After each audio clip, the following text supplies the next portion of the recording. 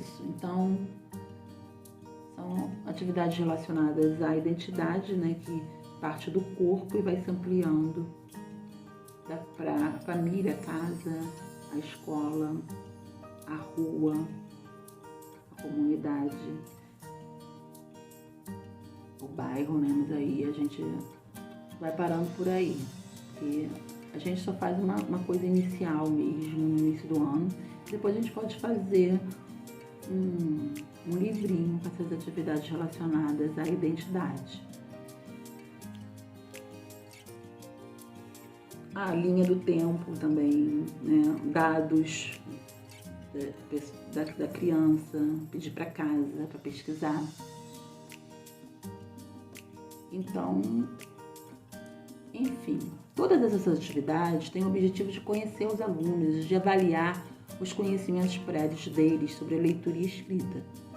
Mas, além de avaliar, é um aprendizado também, pois na roda socializamos essas hipóteses na escrita de listas e textos coletivos, em que cada criança relata sua hipótese de escrita e a professora intervém com perguntas que fazem os alunos refletirem sobre suas hipóteses. Assim, as reformulam e progridem no processo de aquisição da escrita alfabética e ortográfica. De forma concomitante a esse período de conhecimento e acolhimento das crianças, é necessário falar diariamente que para termos um ambiente de respeito e para as atividades ocorrerem de forma harmoniosa, gerando o aprendizado de todos, é necessário respeitarmos certas regras, que chamamos de combinados da turma. Salientando que quando vamos escrever esses combinados no cartaz, as crianças já conhecem, pois já foram vivenciadas em várias situações da sala. Por exemplo, a menina caiu na sala, né? Aí você já está falando, lugar de correr na sala. Aí por quê? Porque pode cair, aqui dentro da sala não tem espaço. Então tudo tem um porquê, né? Não é você falar um não sem saber porquê, né? A criança tem que saber o porquê e compreender aquele combinado. Mas eu não gosto de fazer no início do ano, nos primeiros dias. A gente vai falando de acordo com as situações e quando a gente vai fazer os combinados, eles já escutaram várias vezes essas falas. E é feito junto com eles é que vão falando, né? E então, eles falam, eu escrevo e eles desenham embaixo. E fica lá e é sempre lembrado, sempre quando tem necessidade. Porque criança, elas necessitam dessas orientações, né? E elas pedem essas orientações, essas regras de convivência. É necessário. Então, tem uma diferença entre ser autoritário e ter autoridade. Então, quando você fala, lembra aquele combinado que a gente fez? Vai lá, aponta lá. Aí a criança vai, então, por quê? Por que isso? Né? Porque pode cair na sala. Por que não pode correr? Porque pode cair, se machucar. Lá em cima, né, ou fora, lá no pátio, pode correr à vontade, né? Porque senão, já pensou todo mundo correndo na sala? Não pode bater por quê? Porque machuca. Você gostaria que te batesse? Você não ia sentir a mesma coisa, não ia sentir dor? Então, é necessário a criança compreender. No início a gente repete muito e depois a gente vai diminuindo, porque eles vão compreendendo, assimilando aquilo. Bom, as crianças, elas são solicitadas a ler imagens de uma história e contar o que há nas imagens, formando um texto coletivo em que o professor é o escriba. Perguntamos se sabem ler símbolos, gestos e expressões faciais, como placas e sinais de trânsito que são mostradas às crianças. Nessas atividades temos o objetivo de trabalhar textos não verbais, que elas conheçam textos não verbais, de que os textos que não têm letras podem também ser escritos, textos com imagens ou gestos, né? E aí são realizadas essas atividades que vocês estão vendo aí, em relação à leitura de placas de trânsito, de desenhos que estão no banheiro, né? E outros símbolos. As crianças, elas também pesquisam rótulos que elas já sabem ler. Então, são palavras que elas já sabem ler. Com o objetivo de mostrar a ela que elas já sabem ler muitas palavras. Então, elas realizam a leitura global de palavras como Coca-Cola. É importante dizer que essas palavras, esses rótulos, não é você que tem que trazer. Você tem que pedir para as crianças pesquisarem. Não adianta você trazer rótulos que você usa em casa que são comprados com materiais, com produtos que não são comprados pelos pais dessas crianças, principalmente classes populares. Então, elas vão trazer e elas vão relatar o que está escrito na roda. Então, por exemplo, Coca-Cola. Você vai perguntar, o que está escrito aqui? Aí elas vão falar Coca-Cola. Tá vendo? Vocês já sabem ler muitas palavras. Começa com que letra? Ah, C. C de quem? De Caio. Aí cola na letra C. Tá? Elas podem copiar a palavra Coca-Cola, podem copiar o rótulo, podem desenhar o Caio, que também começa com Coca-Cola, relacionando outros nomes que começam com a mesma letra. Tudo ali na folhinha, e aí coloca ali na letra do alfabeto. E também a gente fala sobre a história da escrita. Então, eu conto uma história que fala sobre a escrita, que se chama A Invenção da Escrita, de Silvana Costa. E essa história conta de uma forma infantil, né, para criança, a história da escrita desde o período pré-histórico, em que se fazia as pinturas rupestres, que eram com desenhos nas cavernas, que eles utilizavam para se comunicar, para expressar o que eles faziam.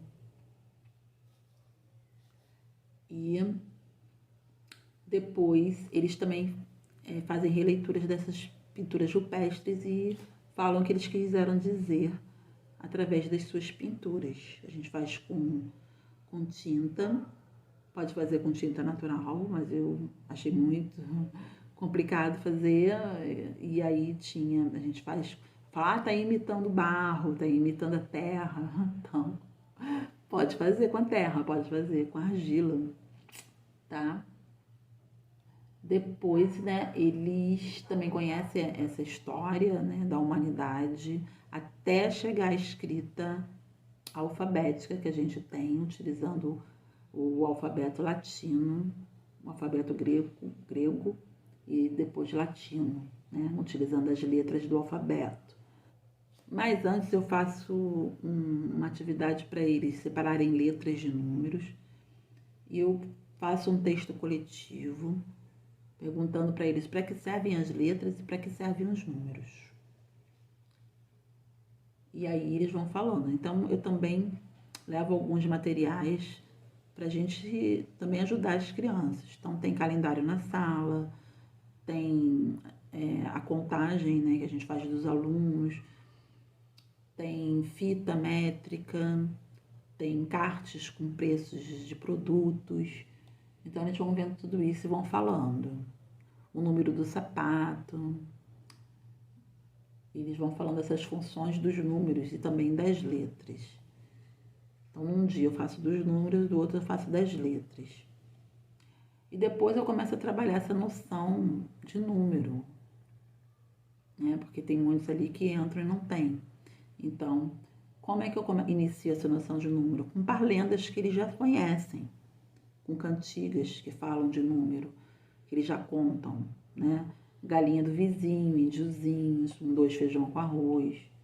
Então, esses cartazes são sempre confeccionados junto com as crianças, pois é mais significativos e eles aprendem mais. E depois eles fazem atividades relacionadas à relação quantidade numeral. Um ovinho da galinha do vizinho, e fica lá no cartaz, fazem no coletivo e no individual. Sempre primeiro no coletivo e depois no individual. E o alfabeto, né? O alfabeto ele tem que ser mostrado todo dia. E aí a gente canta uma música em relação ao alfabeto. Tem que ser mostrado diariamente, relacionando as letras do alfabeto aos nomes das crianças, às iniciais dos nomes e às palavras significativas que eles escolheram. Então, eles vão conhecendo todas as letras do alfabeto e a função dessas letras. Tem as vogais, tem as consoantes. Para que servem as vogais? Para que servem as consoantes? Tá? Que as vogais, elas são destacadas do alfabeto, porque elas são muito importantes, porque elas vão dar voz às consoantes, elas que vão dar som. Sem elas, as consoantes não têm som. O objetivo é que a criança, ela tenha essa noção da função da vogal na sílaba, tá? Que é muito importante. Então, primeiro ela já vai fazer com as vogais iniciais, né? Então, a gente começa com a música O Sapo Não Lava o Pé, aí vamos trocar tudo pela letra A, Sapo Não Lava Pá. Aí a gente faz o cartaz de vogais. Mas só que eles é que falam que iniciam com A, eles é que falam que iniciam com E, eles é que falam que iniciam com I. E depois eles completam com as vogais, com o som das vogais, fazem um agrupamento de figuras que começam com vogais, palavras que iniciam com vogais e completam com as vogais nas sílabas dos nomes deles e depois em outros nomes. As crianças, elas começam a ter noção de sílaba, que cada vez que a gente abre a boca sai uma sílaba. Então, no próprio nome deles, né? Caio, tem quantas sílabas? 2.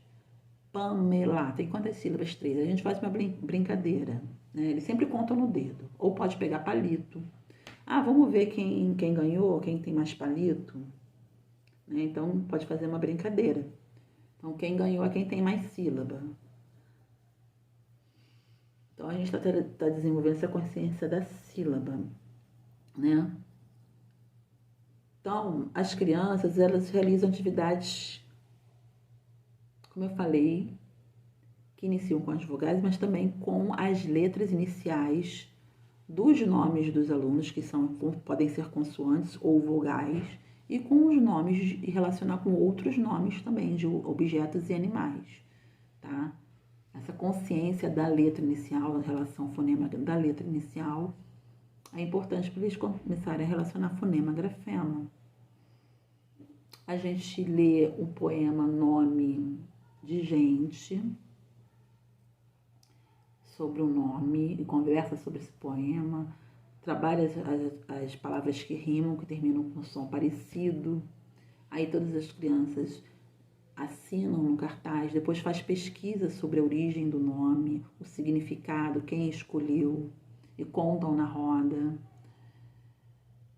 Então, resumindo, é trabalhado de forma concomitante textos, palavras, sílabas e a relação letra-som. A sílaba destacada da palavra. Sílabas isoladas não fazem sentido para crianças que estão no início do processo de aquisição da leitura e escrita alfabética. As atividades são realizadas de forma interdisciplinar com temas ou projetos de interesses das crianças, do conhecimento social e natural, em que elas são participantes ativas na construção do conhecimento, são autoras do seu processo de ensino-aprendizagem. Não há uma gradação, primeiro as vogais, depois uma consoante de cada vez, famílias silábicas com sílabas simples e depois complexas, palavras, frases e textos. É necessário a professora conhecer os objetivos que deseja atingir com as atividades que planeja. Ter um planejamento intencional, tá? De acordo com as demandas das crianças. Tchau, que eu já falei muito hoje. Tchau, tchau.